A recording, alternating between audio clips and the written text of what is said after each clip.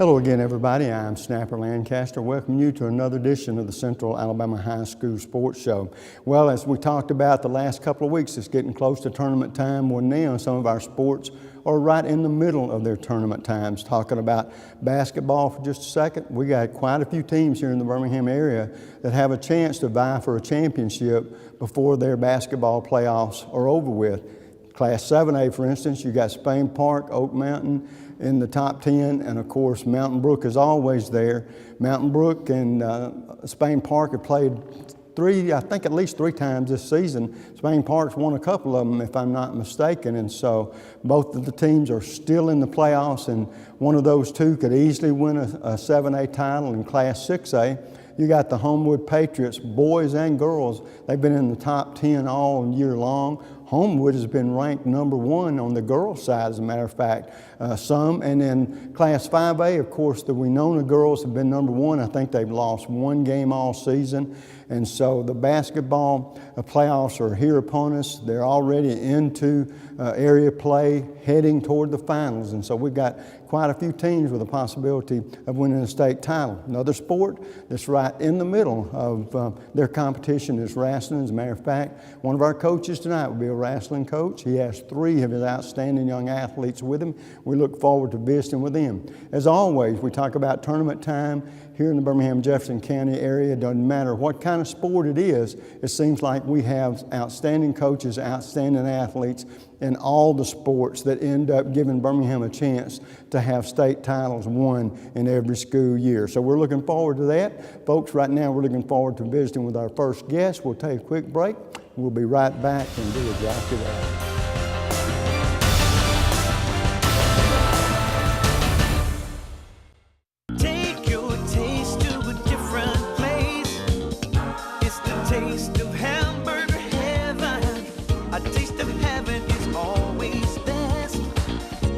You know that you're blessed. Give your taste a whole new spin. Bring your friends and come on in. Take your taste to a different place. It's the taste of hamburger heaven. The community features a world-class resort and spa. The amazing Robert Trent Jones Trail Golf Course. Miles of historic trails, and the whole family loves the pool at Ross Park. No, are we gonna have to watch your vacation slides all night? This was supposed to be a party. Well, this isn't my vacation. I live here. Ooh. Good driver discount, multi-car discount, good student discount. Helping you save money on car insurance is just part of the service you get from State Farm agent Jack Traffinstead. Whether an accident or a simple question, Jack and his staff get you the help you need. And that's the value only a State Farm agent can provide. Call Jack Traffinstead today. 40 million drivers already know nobody gives more discounts to more drivers than State Farm. Like a good neighbor, State Farm is there. The next time you need electrical work, whether it be commercial or residential, you need to call Huffman Electrical Contractors. A company that's been in business for over 35 years. They've served clients not only locally in the Birmingham area and all over the state, but have clients outside the state of Alabama as well. Whether it's a new building or remodeling an older building or home, they can handle the job for you. Once again, that's Huffman Electrical Contractors. The number to call is 205-661-5005. That's 205-661-5005. Where at Huffman Electrical Contractors, a satisfied customer is always their #1 objective. And folks, welcome back. In our first segment tonight, we're going to be visiting with an outstanding wrestling coach from Fultondale High School. We're talking about Billy Hughes. Coach, always good to see you. Good to see you. It's been a few years. I know I had you on a few years ago, and I don't think we were over here when we had. No, we were in the other studio. There in Hoover when we were over at the TV station. So, boy, the years are getting by. We talked about that just a moment ago. But you've had an outstanding season thus far with your wrestlers. You've got some that's qualified for the sectionals, which is great. But first of all, tell us a little bit about your background for people that may be seeing you for the first time, and what led you to eventually become the wrestling coach there at Fultondale. I've been at Fultondale 27 going on 28 years. My only stop pretty much as a coach. Took over from Charlie Bruce, Right. who is now the assistant principal at Vestavia Hills High School. Been the head wrestling coach since 1995 at Fulton High School. Well, you know, it's funny that you mentioned Charlie's name because I do the play-by-play. Okay. We have been doing it for 17 years for Vestavia, and so I run into Coach every once in a while and remind him. Of course, when Chad was at Fulton Dale, that was when they had Keith Luker, Right. I think. Right. Yeah. Well, all right. Now, and I ask coaches this all the time. Going into this, how many years is this for the wrestling coach? For me, head wrestling coach since 1995. So Well, okay, so you've been there quite a while, yes. and you've seen the evolution, if you will, or the growth Right. of high school wrestling. Talk about that and what it's meant, first of all, to you and your program there, but to wrestling overall, because I've got a couple of questions I want to ask you about it. Well, Charlie and I were instrumental, along with Gene Taylor at Weaver and Bob Laxton at Deschler, and having the state tournament to divide again from 5A down to 1 to 4A. And we hosted the first 1 to 4A championship at Fultondale in 1992. We started with 14 teams that year, 1 to 4A. This year, in our section tournament, of course, we put 5A back with us. There were 26 schools in Birmingham and 26 schools in Montgomery.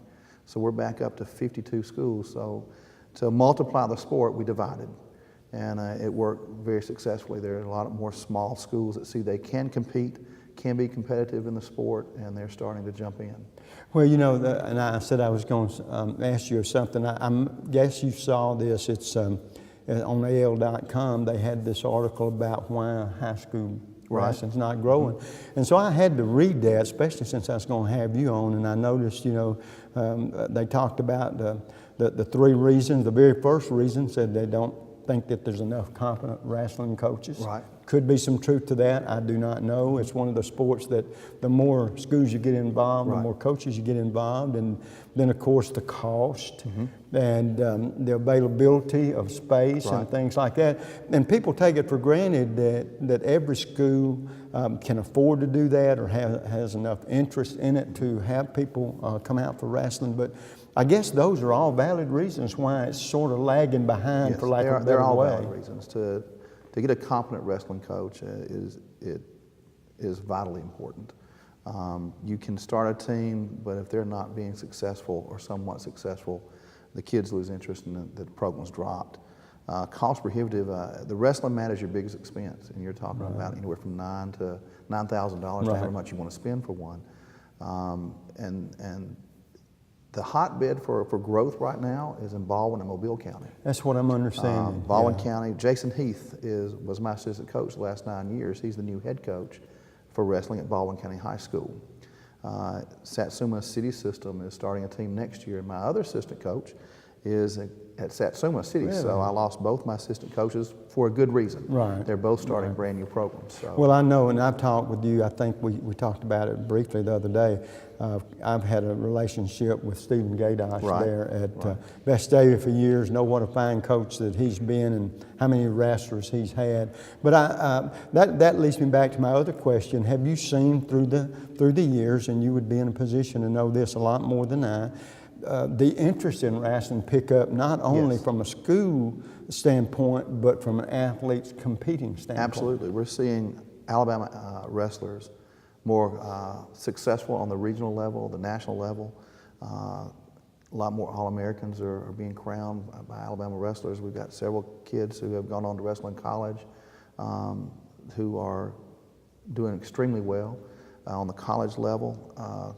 John Salter, who wrestled at Gardendale, was a NAIA national champion, not just individually, but also his team a few years ago. I've got one wrestler right now at Minot State, North Dakota Wrestling.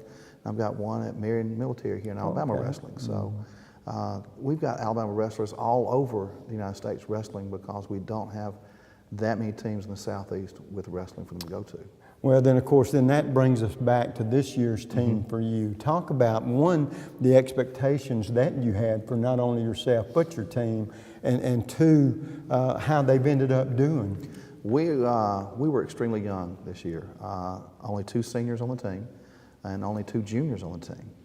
And that led me to schedule instead of individual tournaments, schedule dual team tournaments, and that way my guys will get more matches and more mat time, and that's exactly what we needed to season them, to get them exposed to the new level, going from middle school to high school wrestling. I started at times 2 8th graders this year on our team. Wow. And finished the season with a 8th grader at 160 for us, and he did a fine job. He broke even this year. He wrestled 500, so I can't complain about that. Having the team grow up this season, even though I'm losing 2 great seniors this year, it's going to lead us to even more success next year. And I tell you what, and I don't mean this in a negative way, but I'm one of these guys that for a long time I thought wrestling was what we seen on Saturday night and all the choreography that went on. Right. And I understand those guys can get hurt even doing Absolutely. that, but pure wrestling, and I learned this a few years ago, pure wrestling is exactly what these young fellas that you brought tonight, Absolutely. that's what they do. And I can tell just from not only talking to you, but a few other wrestling coaches that the interest has picked up, and they're tickled to death just like you are that it has. And I know you have high hopes of maybe some of these youngsters coming away with a state championship. Absolutely. And I guess from what you're telling me, it looks like hopefully your program, numbers-wise, is building. Right. And we're awfully glad to see that. And Coach, I wish you only the best in the future. And maybe the next time that you come up, we might have 4 or 5 guys sitting That'd be over awesome. there. You never Absolutely know, awesome. but you've done a fantastic job there through the years, and you are helping the interest in wrestling from the smaller schools. Right. You've had a positive impact, you and your program, and I wish you well. Appreciate it very until you much. decide to hang up your mat, That'll be so a to while. speak. Yes, sir. Good to see you, All right. and we'll look forward to seeing you down the road. Yes, sir. We're going to take a quick break, and when we get back, 3 wrestlers have been instrumental to the success that the Fultondale Wildcats had this year. We'll be right back.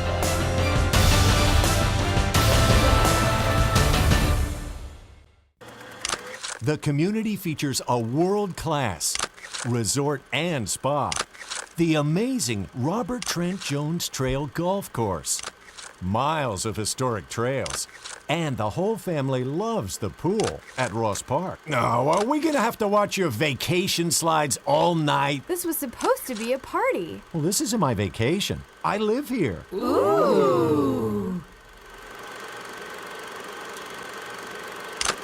The next time you need electrical work, whether it be commercial or residential, you need to call Huffman Electrical Contractors. A company that's been in business for over 35 years. They've served clients not only locally in the Birmingham area and all over the state, but have clients outside the state of Alabama as well. Whether it's a new building or remodeling an older building or home, they can handle the job for you. Once again, that's Huffman Electrical Contractors. The number to call is 205-661-5005. That's 205-661-5005. Where at Huffman Electrical Contractors, a satisfied customer is always their #1 objective. And this will be your premium right here. Sorry to interrupt. I just want to say I combined home and auto with State Farm. Saved $760. Love this guy. Okay, does it bother anybody else that the mime is talking? Freaky. Bundle home and auto, and you could save $760. That's 760 very good reasons to call Alan Gurdeau in Trussville today.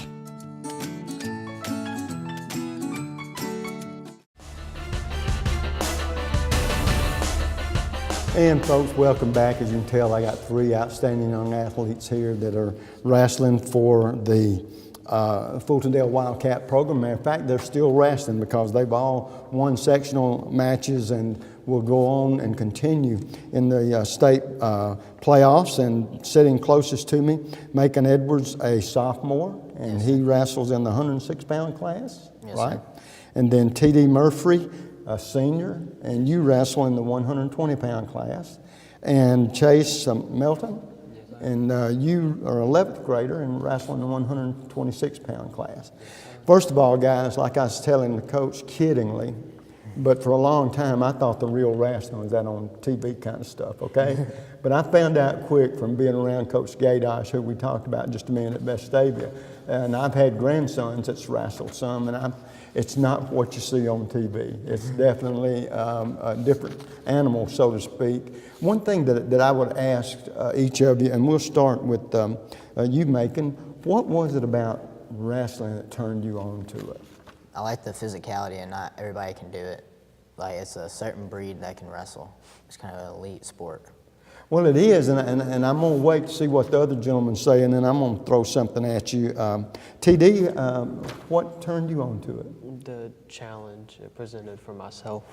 I like having a fight to win, and just the challenge it brought for me. How about you, Chase?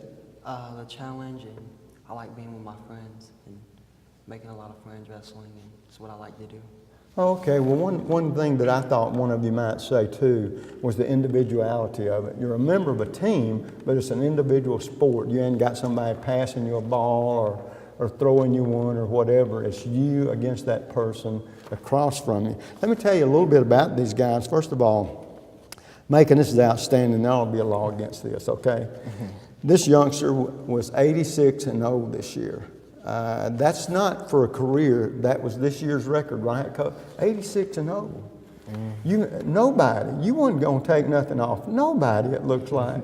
What was it like? What's your thought process? And I know that there's got to be a game plan of some sort for a wrestler when you go into a match. What is your mindset, and do you wrestle different wrestlers, different opponents differently according to what their strong points are? I usually stick to what I know, because like the stuff that I do, if it's working, why do something different? Why have to change it for somebody else? Like, if I know my stuff's gonna work and it's gonna win, I need to stick to that game plan. Well, evidently you know what to do pretty well. That's a terrific way to look at it. TD, how about you? What's the question? Okay, when you line up against somebody, what's your middle thinking? Like when you compete against a wrestler, and sometimes you wrestle the same opponents, you know, through the year or two or whatever. So what is your thought process? Are you always looking, and I know this is an individual type question too, are you always looking to pin somebody or win the match? How do you go about that? Pinning people is always nice. That's like the icing on the cake. But you know, the first thing you want to do is make sure you win the match. And I just try to always make sure that I'm the one that never gives up and always keeps fighting to make sure I win.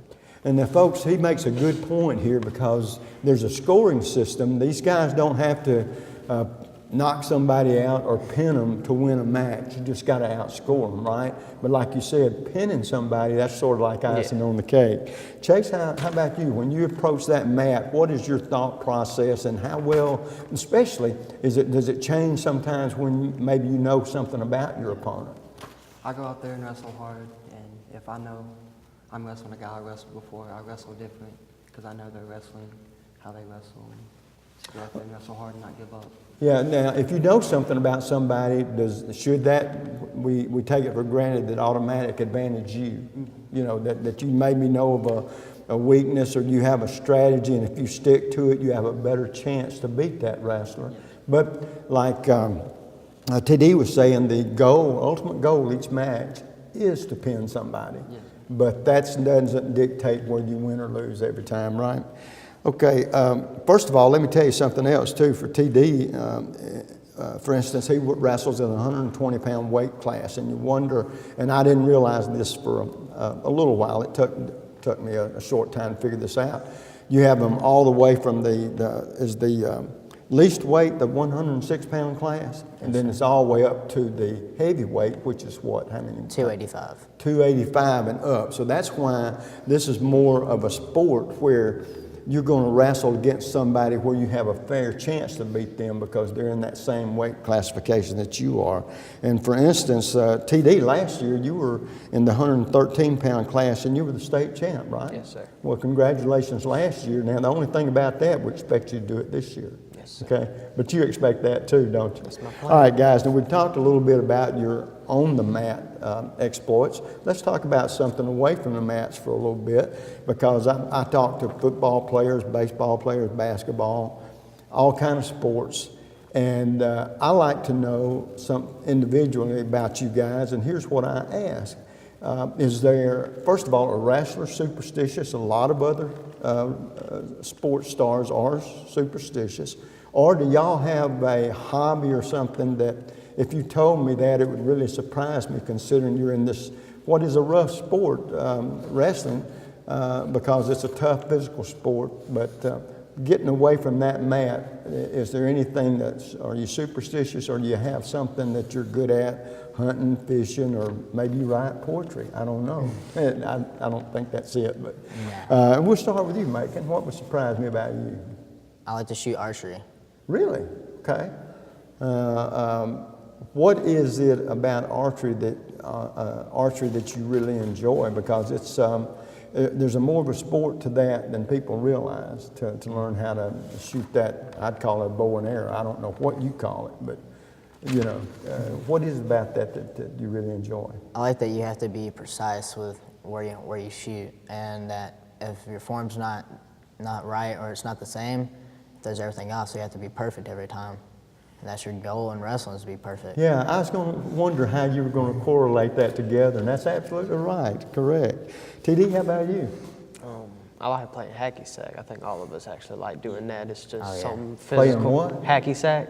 Yeah. Something to just keep everybody moving, and I like to always be moving and active. Yeah, well now, that is probably two of the main characteristics of a wrestler, because I guess the slower you are, or the more you don't move around, the more vulnerable you are for your opponent, right? Yes, sir. Okay. Chase, could you surprise me? I like to play baseball. Do you? Do you play baseball for the school? Yes, sir. Oh, okay. And having said that, I'll ask you other two guys, Macon, do you or TD either one participate in any other sports? I play baseball. Oh, for do high you? school. Okay, now, baseball-wise, what position you play? Second base. Second base? Left field and center field. Left field or center field? Okay. Now, would it matter to you guys, let's just say, I like to play pretend every once in a while, because we never lose that, okay? But if y'all could have a scholarship to a college, any college, and they gave you one, would it matter if it was, in your case, baseball or wrestling? It wouldn't matter, because education comes first. Good for you. Great answer. How about you? It doesn't Case? matter, because Yeah. education does come first. Well, now I tell you what, guys, a lot of people don't realize, and this is one place where you need to thank that coach extra. All through the years I've been doing this program, I've done it for two reasons. One, because I enjoy sports, and two, because I appreciate the job that these gentlemen and ladies do that coach athletes such as yourself, because they do two things. One, they prepare you for your sport, whatever it is, get you hopefully in a position to be the best you can be. And then two, they prepare you for life after high school. And that's pretty important. But guys, time's getting away from us. One question I always enjoy asking athletes is, to this point in your young lives, who's been the most inspirational person or persons? And we'll start with you, Macon. I think one of the main people was two of my coaches, Rod Gaddy and Jake Elkins. They've helped me a lot through my career and gave me motivation when I was feeling down. But Coach Hughes has been a great mentor this year, keeping me up, embracing me to the team since I'm new. It's been a great season. Good for you. How about you, TD? Coach Hughes has been a great inspiration for me. He's taught me to fight for everything I want and helped me make some life decisions and make sure I'm going down the right path in life. Good for you. Chase? My parents, they always been there for me. And my dad always drove me to the matches and stuff like that. Well, good. Guys, I know you've had a great season thus far. You're still in the matches, and I hope each and every one of you bring home state title.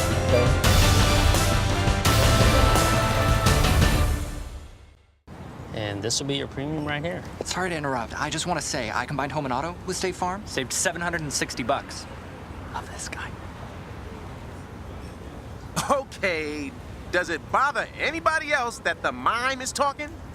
Freaky. Bundle home and auto, and you could save $760. That's 760 very good reasons to call Ted Townley in Homewood today. Take your taste to a different place. It's the taste of hamburger heaven. A taste of heaven is always best. Now you know that you're blessed. Give your taste a whole new spin. Bring your friends and come on in. Take your taste to a different place. It's the taste of heaven. The community features a world-class resort and spa, the amazing Robert Trent Jones Trail Golf Course, miles of historic trails, and the whole family loves the pool at Ross Park. No, are we gonna have to watch your vacation slides all night? This was supposed to be a party. Well, this isn't my vacation. I live here. Ooh.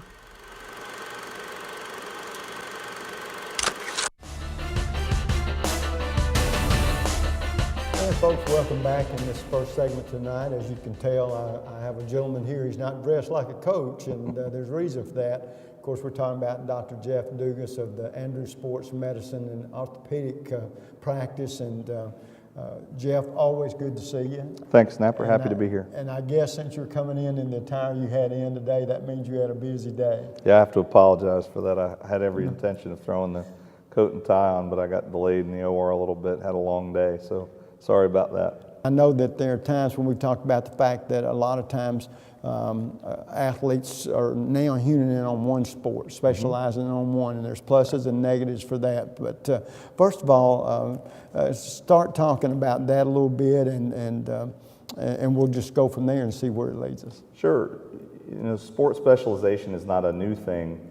There's been a drive in that direction, I guess, for a long time. You know, people have been honing in on that. This has been a process that, you know, started probably 20, 25 years ago, and now it's gotten to the point where, especially in some sports, you know, some of the overhead throwing sports, baseball, softball, tennis, you know, things like that, basketball, it's a year-round thing. And obviously in good weather like Alabama, you know, it's possible to play year-round. And so for a while, 10 years ago, you didn't see people in the northern states playing 12 months a year of outdoor sports.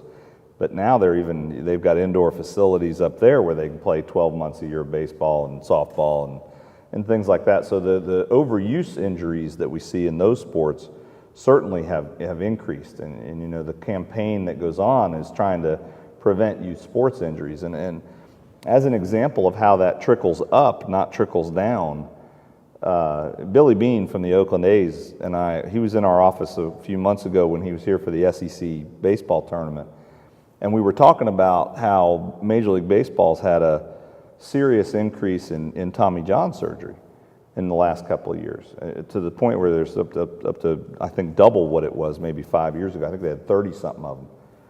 Well, his opinion, and I agree with this, is maybe we should have expected that, because the spike that occurred in the youth population occurred when those guys were 12 or 13 years old, 14 years old. Now they're 27, 28, and they're in the prime of their Major League Baseball career. So he's getting back to the point of, if we can't solve it at the kid level, we're not going to solve it at the Major League level. And so you look at kids playing sports, whether it's football, baseball, basketball, soccer, whatever sport it is, kids need time to rest, kids need time to recover, they need to cross-train, and every sport, and their ability in every sport will benefit from that, for sure.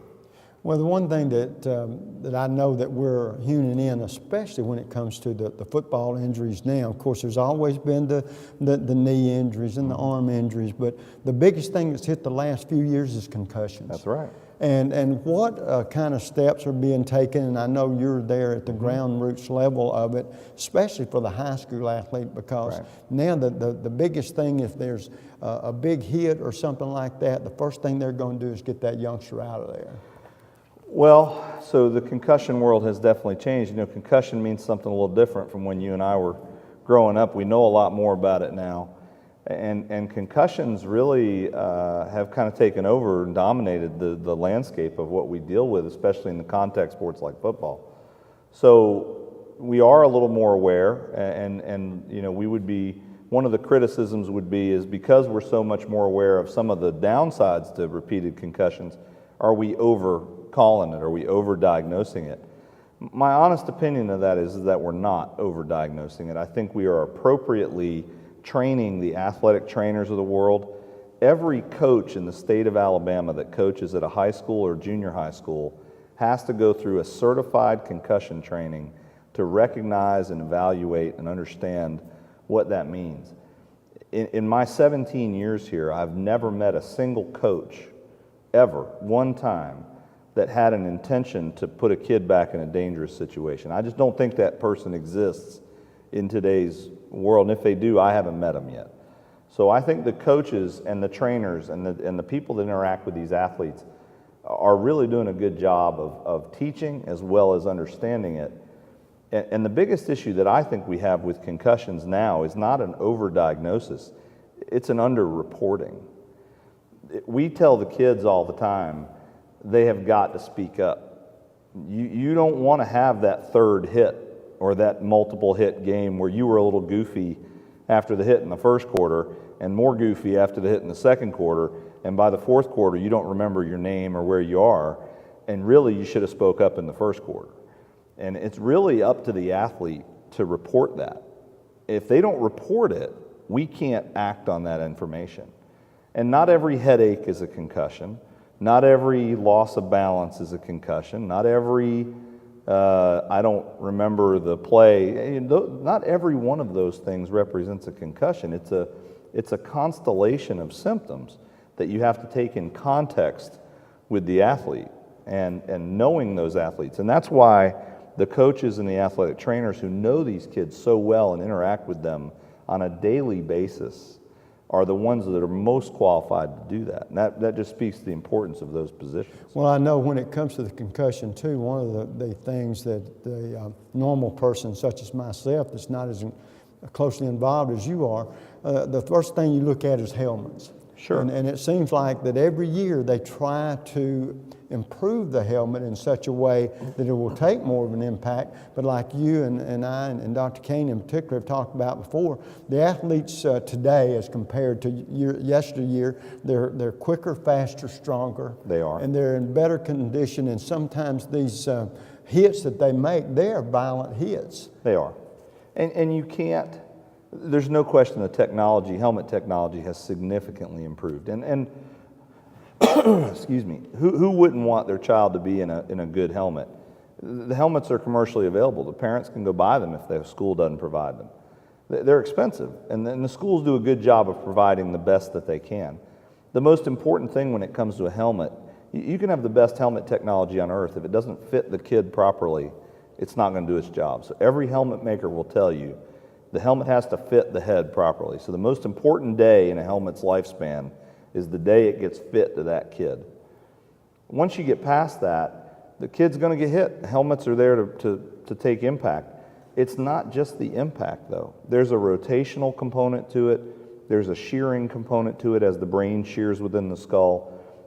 Every helmet can't protect you from rotational injury.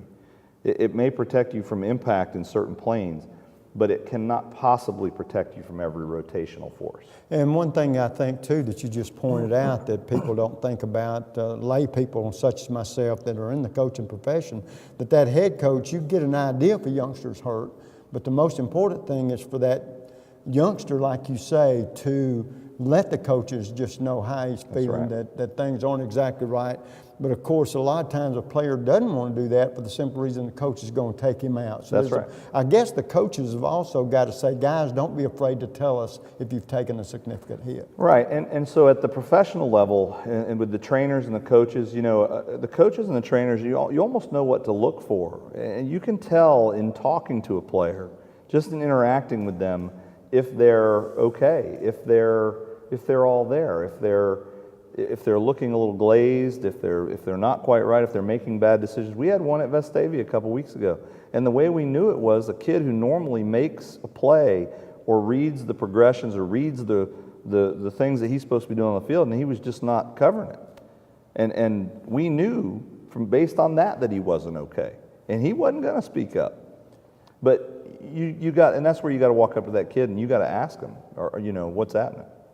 Well, I tell you what, folks, this has been an interesting segment talking about concussions in particular. We're going to take a quick break, come back and visit with Dr. Dugas again, and we're going to talk about the knee injuries. We're going to talk about some of the baseball injuries and other type injuries that other athletes have to watch for and deal with. We'll take a quick break. We'll be right back.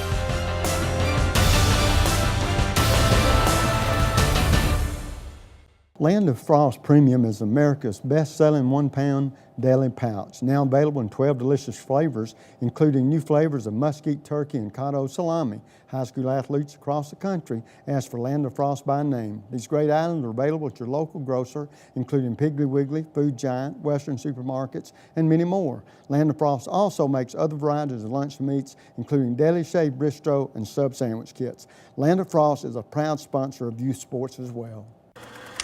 The community features a world-class resort and spa, the amazing Robert Trent Jones Trail Golf Course, miles of historic trails, and the whole family loves the pool at Ross Park. No, are we gonna have to watch your vacation slides all night? This was supposed to be a party. Well, this isn't my vacation. I live here. Ooh.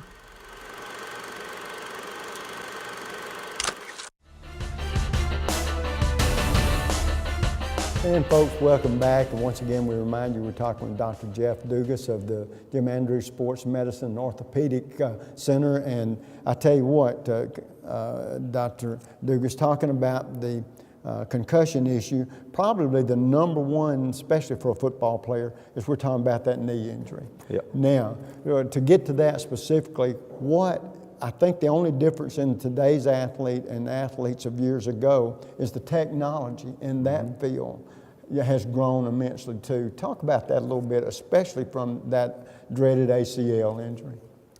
ACL tears are part of sports, you know, and as long as people are moving fast and cutting side to side, we're going to see ACL injuries. That's just the nature of the beast. We've gotten pretty tuned at how to fix these things, and we've gotten pretty knowledgeable about what it takes to come back from them. Excuse me. Excuse me. There was a push for years to try to get people back faster. Get them back in 4 months, get them back in 5 months, have them back on the field. I think that most of us at this point, especially in the elite kind of or high-level sports medicine world that deal with, you know, high school, college, professional athletes, even Olympic athletes, there's more danger in getting people back quicker. It was almost a bragging right thing to say, hey, I got this guy back in 4 months, you know, like we were like that made us a better surgeon if we had him back in 4 months. I'm at a point in my career where I don't want to see somebody come back in 4 months because I know the risk they're taking and the chances that they're going to re-injure that thing, and the second time around is never as good as the first. So there's still a big push on the part of the industry and the athletes to get back on the field faster.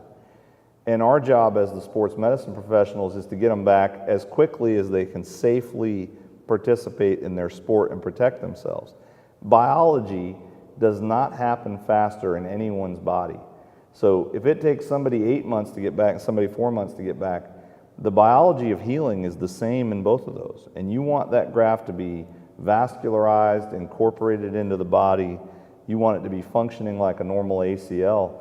And that just doesn't happen in 4 months. So there is some risk at the 4 month point, at the 6 month point, that isn't there at the 8 month point and the 12 month point. And we are starting to realize that there may be some benefit in actually taking a little bit longer to get back to it. There are still times where we push it.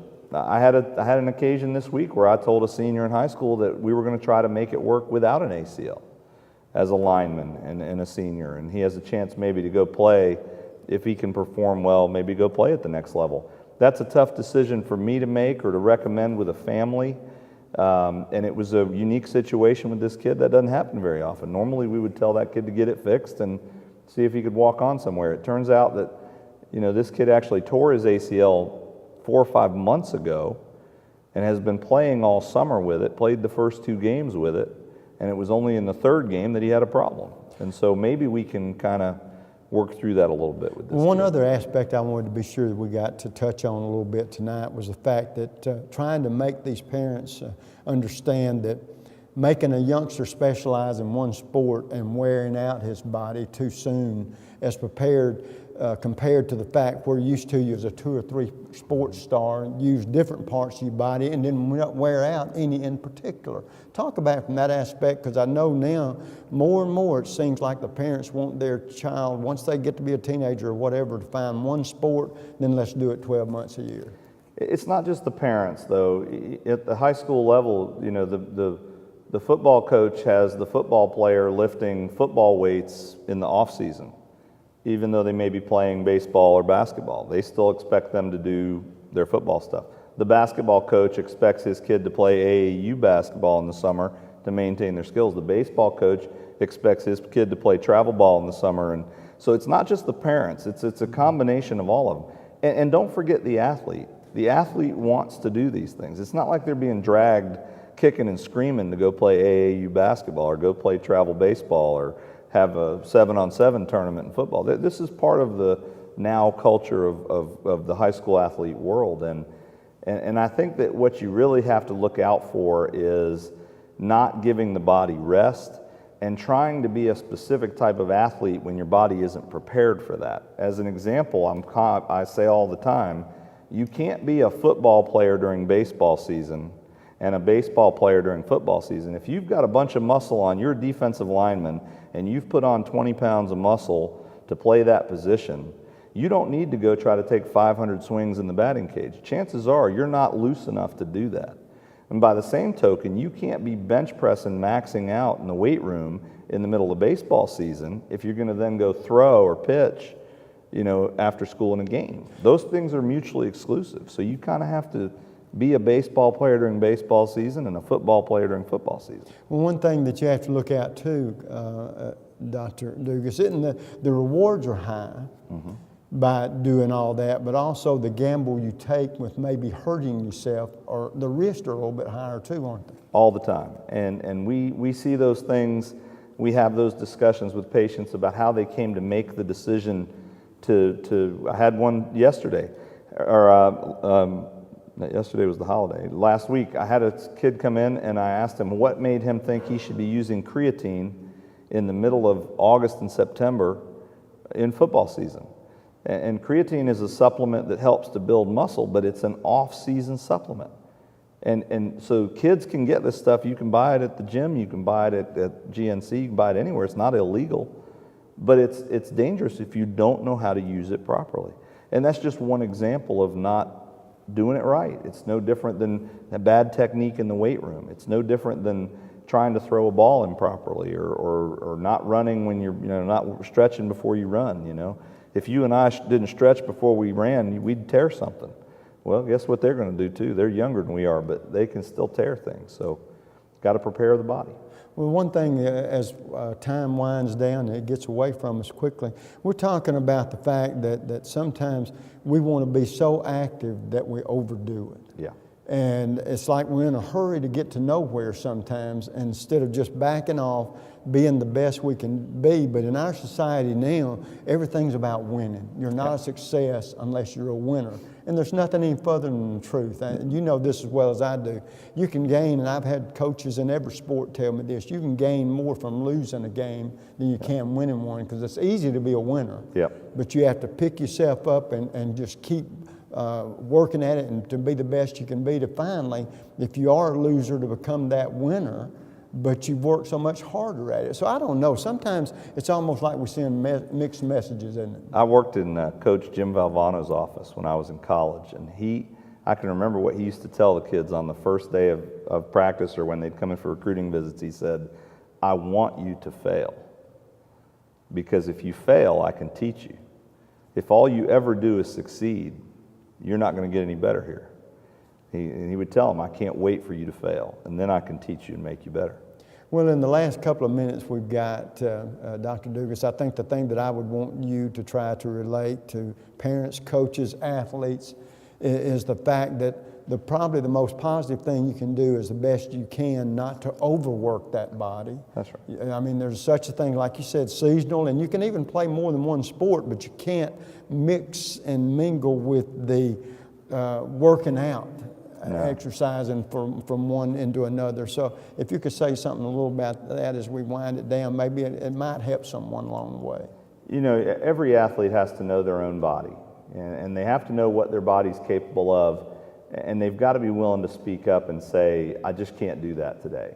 You know, if you're a thrower and your arm is sore, you don't want to throw in pain in high school. That's a never event. If you can't run, if you can't cut and pivot, and you're trying to play defensive back, number one, you're probably not going to be very successful if you've got a bad ankle sprain and you can't run. But number two, you're not going to get better, you're going to get worse, and you're hurting the team. So if you don't speak up, you're probably doing more harm than good to yourself, but you're probably doing more harm than good to your team. And it's the rare athlete who 75 or 80% of them is better than 100% of the next guy. Those studs play on Sundays.